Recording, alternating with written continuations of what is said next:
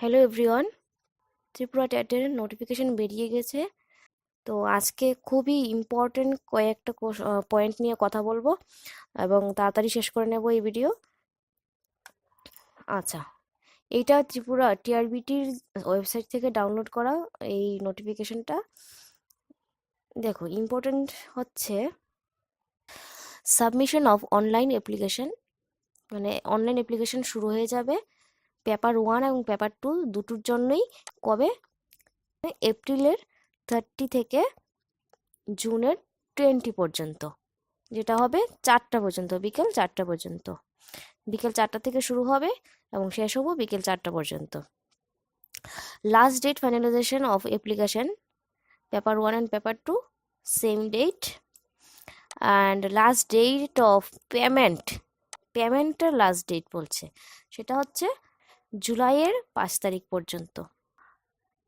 Dates of TET paper 1 and paper 2 and downloading of admit card will notified after on test center time and duration of T-TET 2019. Paper 1 and paper 2 will be mentioned in the admit card. Test center may be anywhere in the state of Tripura.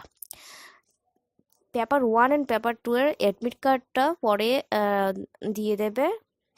R test admit কার্ডের মধ্যে test সেন্টারের নাম থাকবে, time থাকবে, duration কখন, paper 1 এর paper 2 এর duration কত সময় হবে সেটাও দেওয়া থাকবে। আর টেস্ট সেন্টার ত্রিপুরার মধ্যে যে কোনো জায়গায় হতে পারে। এখানে আর বেশি কিছু দেখছি না। হ্যাঁ, এখানে কি বলেছে, Indian national residing in Tripura having permanent resident of Tripura certificate with the following eligibility criteria can apply online through the official website of TRBT.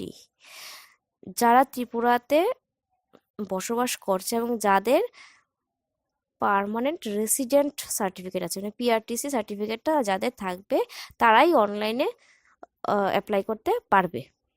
আচ্ছা, candidates having minimum academic and professional qualifications as specified in NCTE notification dated 23rd August 2010 as amended from time to time for T-TET 2019 paper 1 and paper 2.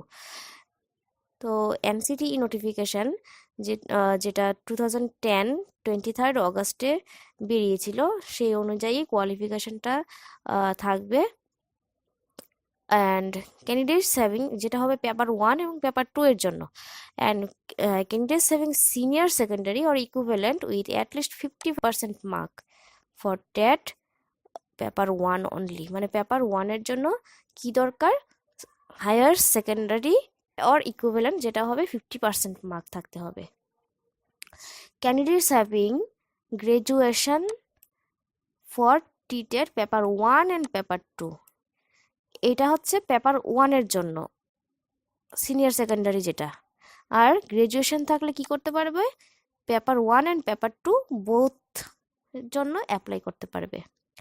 R relaxation থাকবে 5% qualifying মার্কসের জন্য। সেটা কার জন্য? SC ST আর PH category যারা থাকবে তাদের জন্য।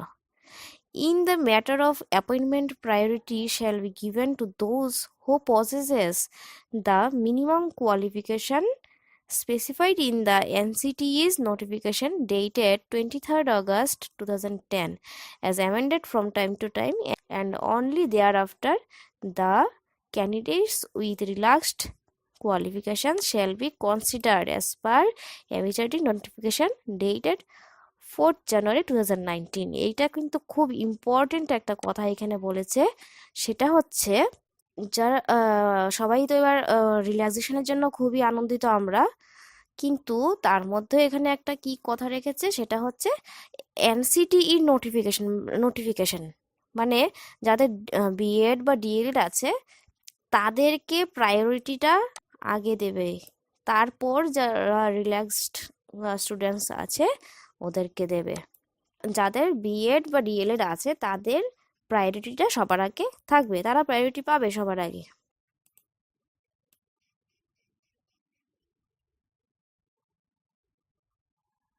এখানে বলেছে it must be carefully noted that getting TTET qualified and obtaining TTET certificate does not confer any right to any candidate for recruitment since it is only one of the eligibility norms for recruitment of teachers at elementary level.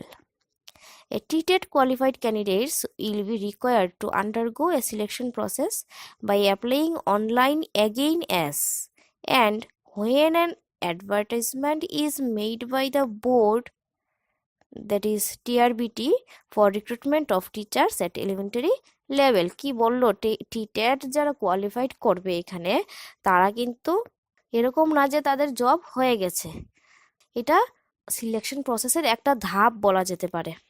তারপর TRBT থেকে update দেওয়া হবে কিভাবে কি করতে হবে।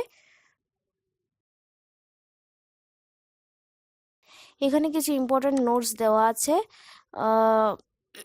কিভাবে application form fill up করতে হবে, ফটো কি সাইজের থাকবে, কত টাকা লাগছে, জেনারেলের জন্য 300 রুপিস লাগবে অ্যান্ড SC ST PH এর জন্য 200 রুপিস লাগবে। তারপর যাদের সার্ভিস আছে তাদের জন্য নো অবজেকশন সার্টিফিকেট বের করতে হবে এবং সেটা দিতে হবে। And candidature of the candidate will be summarily rejected if she or he remains absent during verification of certificate without further notification. যখন সার্টিফিকেট ভেরিফাই করা হবে তখন যারা অ্যাবসেন্ট থাকবে তাদের কিন্তু রিজেক্ট করে দেওয়া হবে। আর এগুলি যা কিছু কয়েকটা রুলস আছে, এগুলি তোমরা দেখে নেবে ভালো করে। আমি ডেসক্রিপশন বক্সে দিয়ে দেব এর লিঙ্কটা, যে অফিসিয়াল ওয়েবসাইটের যে লিঙ্কটা থাকবে সেটা দিয়ে দেব। অ্যান্ড এনসিটিইর নোটিফিকেশন যেটা, সেটাও আমি ডেসক্রিপশন বক্সে দিয়ে দেব। তো বন্ধুরা সবাই প্রিপেয়ার থেকো, নোটিফিকেশন কিন্তু বেরিয়ে গেছে, এক্সাম আর বেশি দিন নেই। তো আমার মনে হয় তোমাদের প্রিপারেশন এখন থেকেই শুরু করে দেওয়া দরকার, এবং যারা যত তাড়াতাড়ি সেটা স্টার্ট করবে তারা ততটা এগিয়ে যাবে অন্যদের থেকে। যদিও এখানে নোটিফিকেশনে কোনো ভ্যাকেন্সির কথা কিছু বলেনি, কিন্তু তোমাদের প্রিপেয়ার থাকা দরকার। এক্সামের ডেটও বলেনি কিছু। আশা করি যারা দেখছো সবাই টি-টেট এক্সামে কোয়ালিফাই করবে, এবং তার জন্য hard work and smart work দুটোরই দরকার। চেষ্টা করে যাও, একদিন সাকসেস তো আসবেই। আজকে এই পর্যন্তই রাখছি, আবারও নিয়ে আসবো একটি নতুন ভিডিও। ততদিন পর্যন্ত সবাই ভালো থেকো।